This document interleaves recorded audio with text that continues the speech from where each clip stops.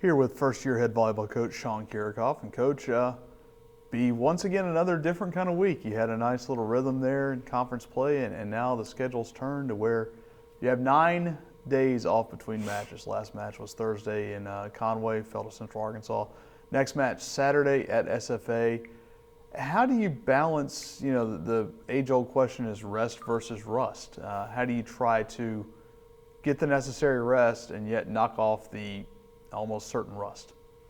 Yeah, it's something that we were actually looking forward to. We had a very difficult and packed front schedule of the conference season, and we were looking forward to this time frame where we get to rest a little bit. We can be focused in practice, but not have to practice as long. And I just think it gives us the unique opportunity that we're going to be the most rested team towards the end of conference and going into the conference tournament. And that's just something that we feel can be a blessing for us.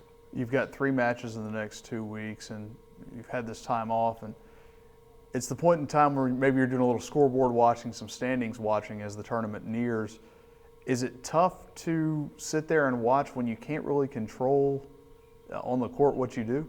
It is. I think that we still hold our destiny in our hands. These next 3 matches mean a lot to us. Each one of them do. Obviously, the rivalry match with SFA and getting to play them for the second time, but they all matter going into the records for the conference tournament. And we just need to make sure that we are focused every time that we play here in these next 3 days. You mentioned SFA. It won't be hard to keep focus for that. Maybe one of your more complete performances this season when you played them here on October 13th, a 3-0 sweep. And how do you balance the confidence they'll have with maybe some emotions being too high? That's going to be interesting. And it's always different playing somebody at their home instead of, back here in Prather. I think our girls are ready for this. They definitely look back to that match against SFA, and like you said, it was our most complete match and everybody was clicking, so it kind of shows what we're capable of doing. Now we just need to, I don't think we have to repeat that exactly to beat SFA, but we need to get close. But that's the other good thing about that being our only match this week, is that we can kind of watch the match. We can watch some recent matches by Stephen F. and kind of go in there and just kind of get ourselves right before we play in their gym. We've talked about in these weekly interviews Amanda Coons and the job she's done offensively, but Glennon Johnson with the job she does defensively, sometimes her offense goes unnoticed. Yes. 7 kills on 11 attacks at Central Arkansas. I believe 6th or 7th time this year, double-figure attacks and no errors. So obviously a very efficient performer in the middle for you. Yeah, she's been great.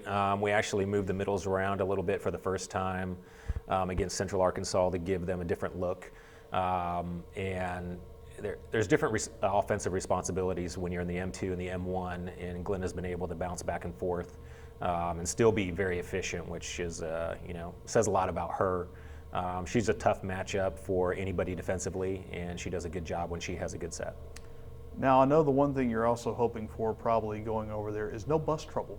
Yeah. You guys have had, the road has not been kind travel-wise to you guys. It has not. Again this weekend. With that said, while we did have some bus issues on our last trip, for us, it was pretty seamless. They were able to fix things while we were playing, and it worked out well, but it was definitely in the back of our minds on if we were going to get stuck or not. But it all worked out, and let's hope that that's the last time.